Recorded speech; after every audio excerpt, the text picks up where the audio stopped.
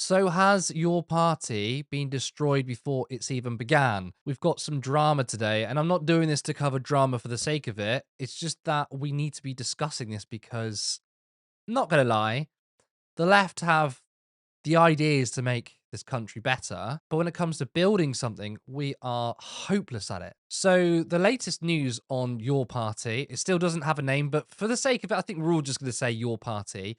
An email was sent out to those who had signed up. I think it was around 800,000 people that signed up, and an email was sent out saying, "We now have a membership structure. So you can sign up and you can donate."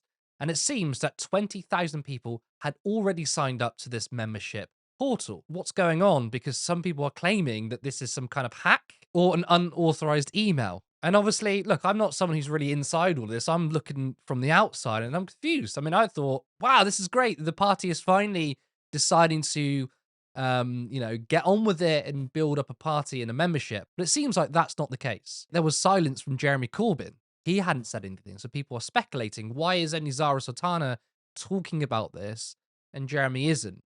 Well, Jeremy Corbyn has now spoken out and he's released a statement. Urgent message to all your party UK supporters. This morning, an unauthorized email was sent to all your party supporters with details of a supposed membership portal hosted in a new domain name.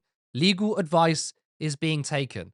That email should be ignored by all supporters. If any direct debits have been set up, they should be immediately cancelled.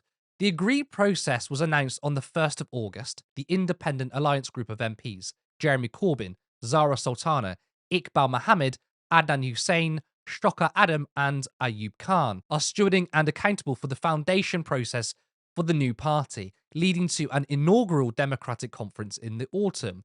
Earlier this week, we shared new details about the roadmap to the launch, including our plans for mass regional assemblies and our founding conference. Soon, you will be able to turn your support into membership at yourparty.uk and shape the future of our party and our country. And a list of MPs: Jeremy Corbyn, Ayub Khan, Adnan Hussein, Iqbal Mohammed, Shoka Adam, no Zara Sultana. So both sort of leadership figures are completely split on this. Zara's put out an email, and Jeremy Corbyn said it's not been authorized. So questions have been asked to Zara Sultana to confirm, is this some kind of hack? Is this a mistake, a scam? And she and Jamie Driscoll have confirmed, no, this is real. Dave Murphy said, there's a rumor spreading that YP database has been hacked and this membership thing is a scam. Please tell us this is all legit.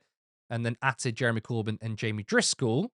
Would be good to get confirmation from the founding team. Jamie Driscoll replied and said, it is legitimate. I've signed up. I've checked directly with Zara. Whoever is spreading that rumor is wrong. Ben Sellers tweeted, being told by a completely reliable source that this isn't a hack, and neither is the email that went out to those who previously expressed an interest. You can now join your party. Zara Sultana quote tweeted it and said, this message has been approved. People are asking the question, what the hell is going on, right? I think people just want answers. They want transparency. But it seems like at first, there's maybe a miscommunication, but it gets even worse. So after Jeremy Corbyn put out a statement saying this hasn't been authorized, Zara Sultana has now put out another one, and this is what she said. My response. Now, this is a bit of a longer one, but bear with me. I want to clarify the situation regarding the membership system for your party. Neither of this week's emails had the dual authorization of both myself and Jeremy, which was the agreement made at the start of this process. After being sidelined by the MPs named in today's statement and effectively frozen out of the official counts, I took the step of launching a membership portal so that supporters could continue to engage and organise. This was in line with the roadmap set out to members on Monday and is a safe, secure, legitimate portal for the party. Everyone who supports us should sign up now. My sole motivation has been to safeguard the grassroots involvement that is essential to building this party. Unfortunately, I've been subjected to what can only be described as a sexist boys' club. I've been treated appallingly and excluded completely. They have refused to allow any other women with voting rights on the working group, blocking the Gender Balance Committee that both Jeremy and I signed up to. It is also important to be transparent about why this situation has arisen. I do not believe members will accept Carrie Murphy and her associates having sole financial control of members' money and sole constitutional control over our conference. This undermines the democratic principles we agreed to uphold. From the outset, we agreed that MOU Operations Limited, stewarded by Jamie Driscoll, Beth Winter, and Andrew Feinstein, would hold and manage funds on behalf of members until the founding conference, at which point they would be transferred to a new entity established democratically.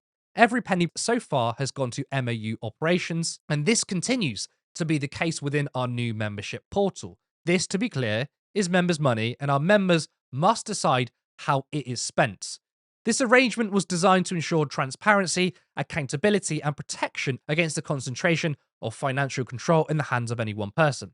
I regret that today's statement has misrepresented the situation. My actions have been consistent with our shared commitment to build an open, democratic, and member-led organization. I will continue to fight for a process where members' money, data, and voices are safeguarded, not centralized under the control of one individual. I am calling on Jeremy to meet with me and agree to make public all agreed structures, processes, and decision-making protocols.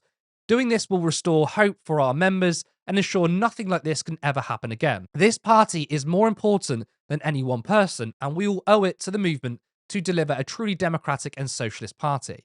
The Democratic Founding Conference of this party will take place in late November. I will keep fighting for a minimum programme for maximum democracy. You have my word. No stitch-ups, no coronations. The members must decide. So, of course, that statement, a longer statement, gives us far more information into what is going on. So, Zara Sultana feels like she has been cast aside.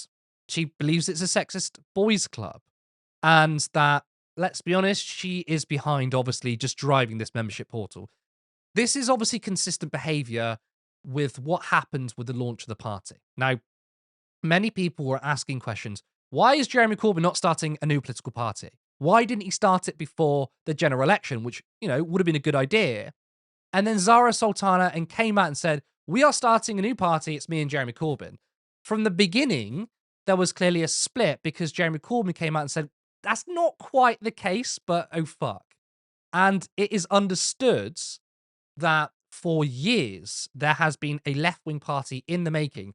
Like, people weren't sat around doing nothing. There was something that was trying to be built by the left. And there were issues within some figures, and Zara Sultana names her Carrie Murphy, that was potentially, and these are just now rumors. I don't have inside information. This is just what I see on Twitter, right? And I'm trying to make sense of it as you are.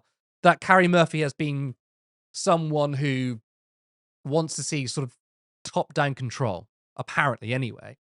So it seemed like that Zara thought, do you know what? The right wing is rising, right? We're going to look at a reform government. Why are we pussyfooting around? Let's just announce it. So that's happened.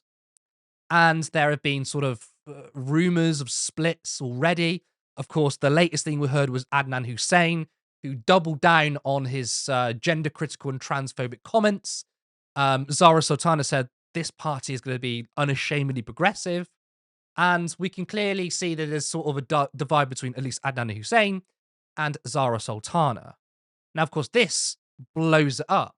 And it shows that, from my view, Carrie Murphy, who's the one who speaks to Jeremy Corbyn, I think that Carrie Murphy and Jeremy Corbyn and others and, the independent MPs, they're in probably one camp, and then you've got Zara Sultana on the other. And it seems like that, once again, people don't know what's going on. When is this membership going to happen? Things have already been pushed back. And maybe, I don't want to say whether this is true or not, but maybe Zara took it upon herself to say, look, we need to get something done. Let's start this membership drive. And because it wasn't authorized by either Jeremy or his side, it's weird that we're saying sides. There shouldn't be factions in the new left-wing party, right? This is crazy, but this is where we are. That this wasn't authorized, and now they're coming out against Zara Sultana, and legal action is being taken place.